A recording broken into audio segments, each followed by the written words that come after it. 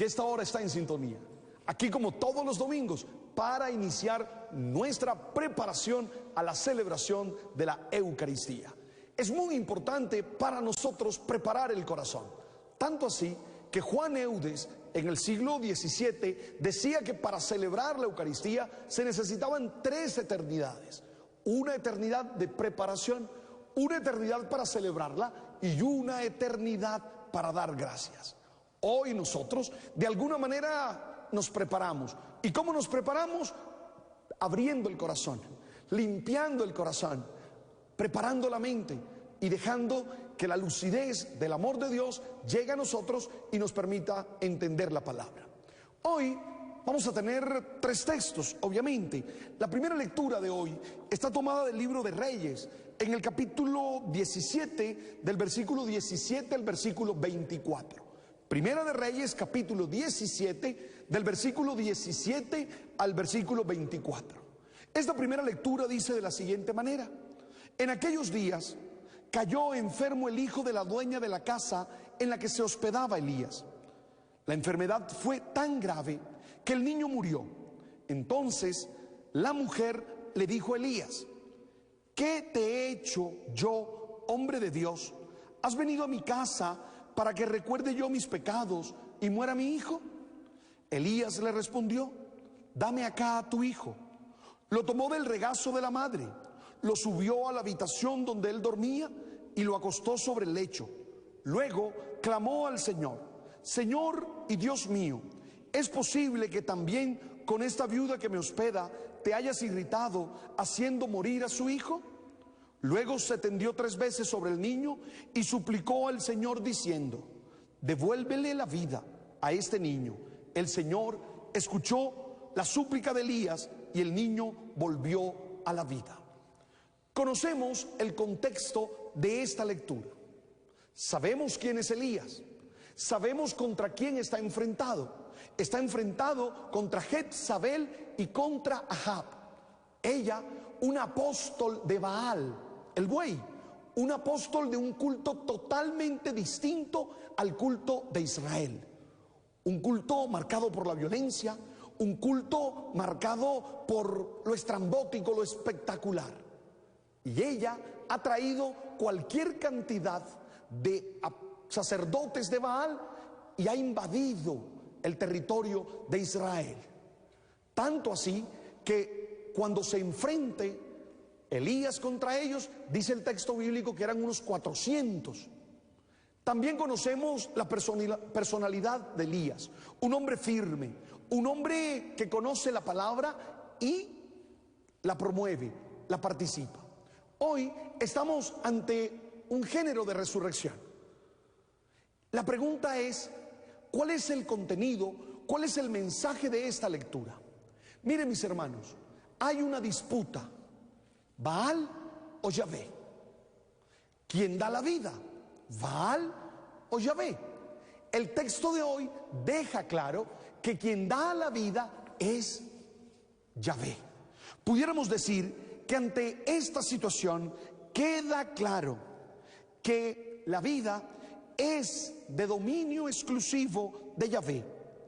Todo lo vital es un regalo de Dios. Pertenece al dominio donde se mueve Dios y donde todos los hombres, y en concreto los cristianos, nos deberíamos mover. Es una invitación, ese signo maravilloso de Elías, para que esa mujer y los que luego lean el relato acepten que el que da la vida es Yahvé. Es el momento para que tomen distancias de Baal. Es el momento para que se aparten de este culto idolátrico que les daña, de este culto idolátrico que los hace apartar de la verdad. Usted hoy hace eco a esta palabra si, adorando al Dios uno y trino, entiende que de Él viene la vida toda.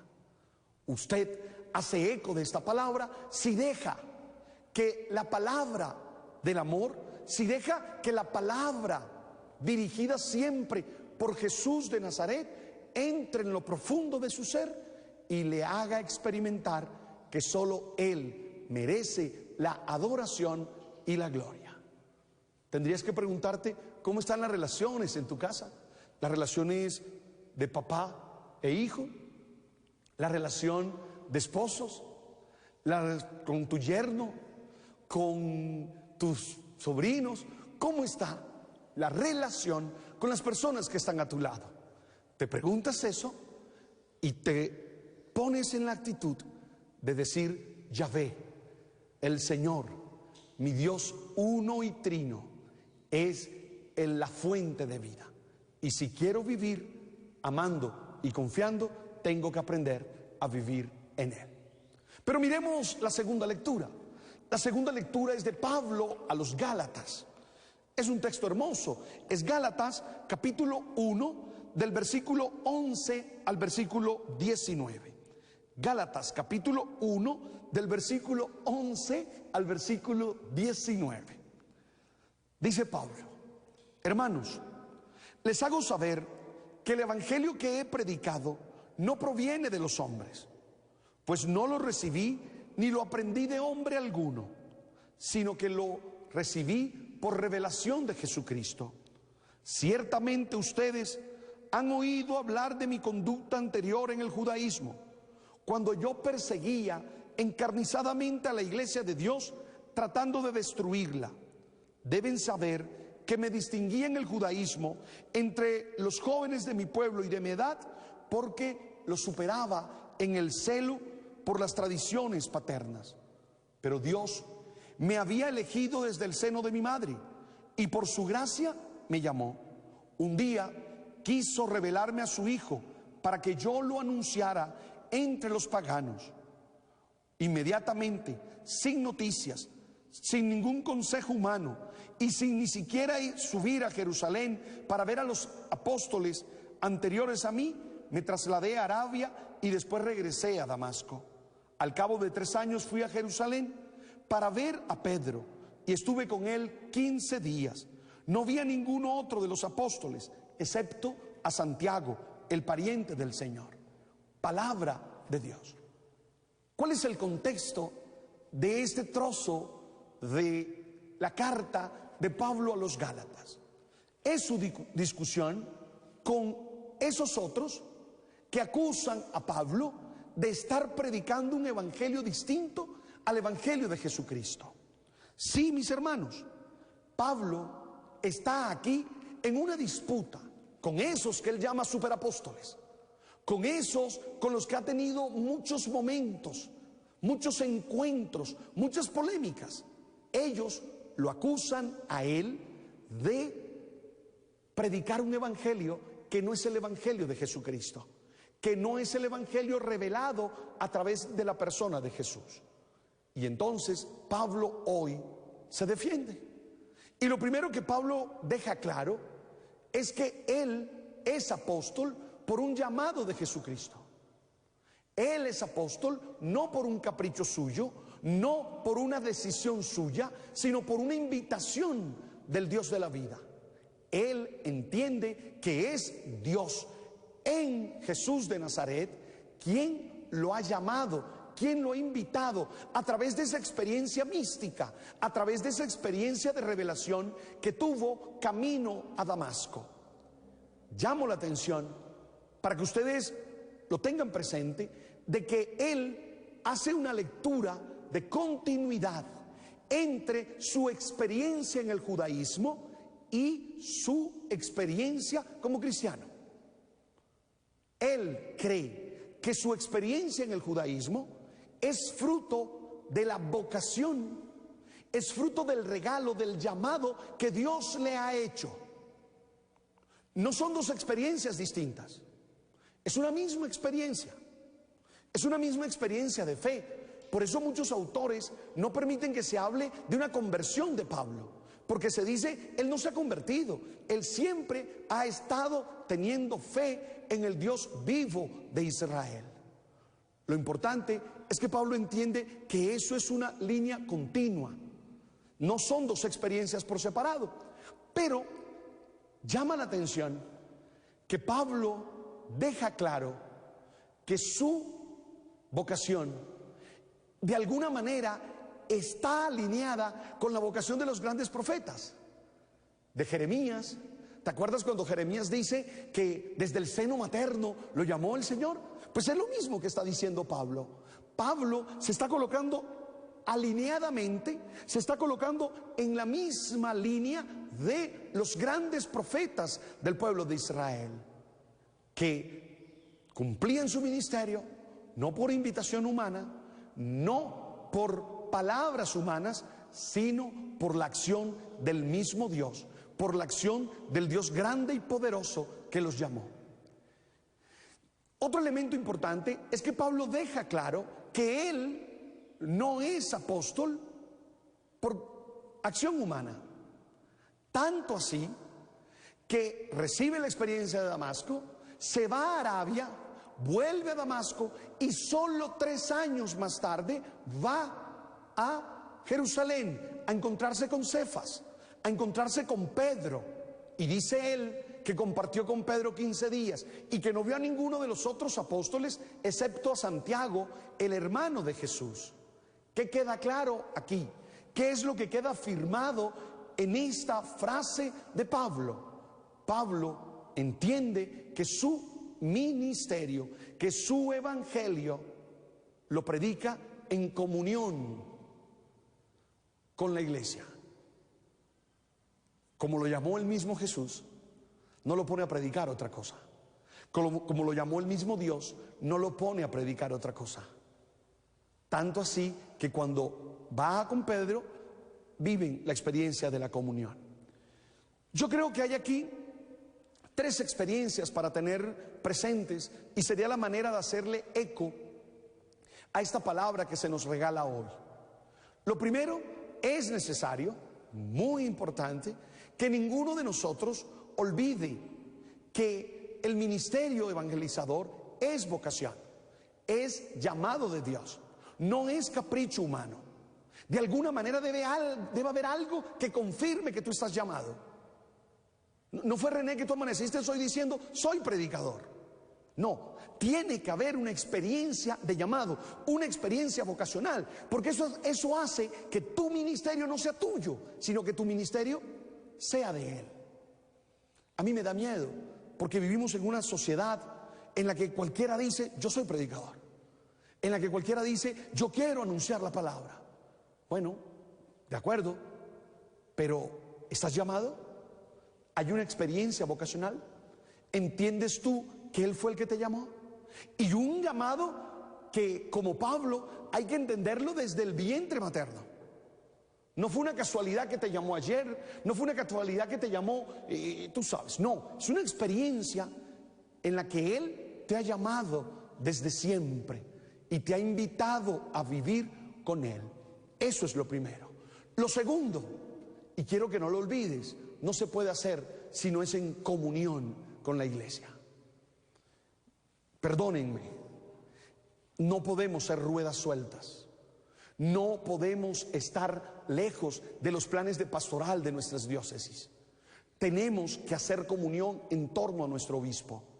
Eso es supremamente importante. Eso es supremamente valioso.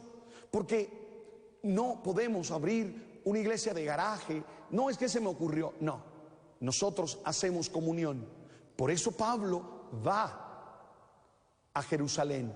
Por eso Pablo se junta con Cefas. Por eso Pablo comparte con Cefas, con Pedro, con el que el Señor de alguna manera ha puesto al frente de su comunidad.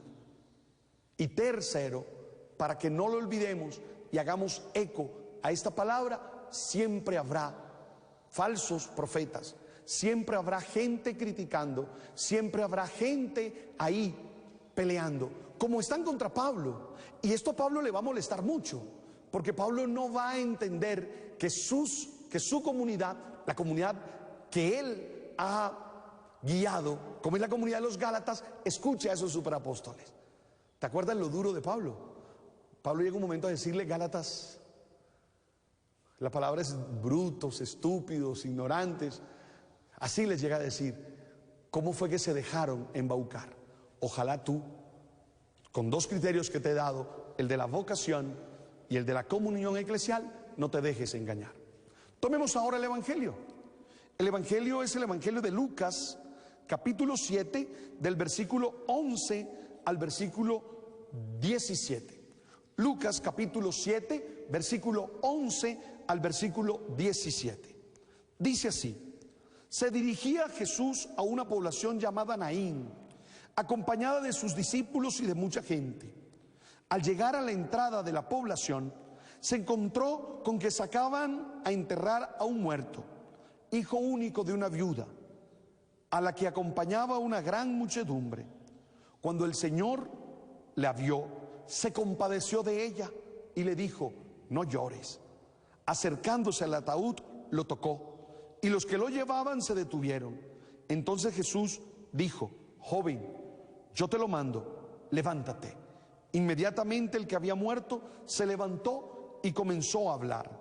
Jesús se lo entregó a su madre.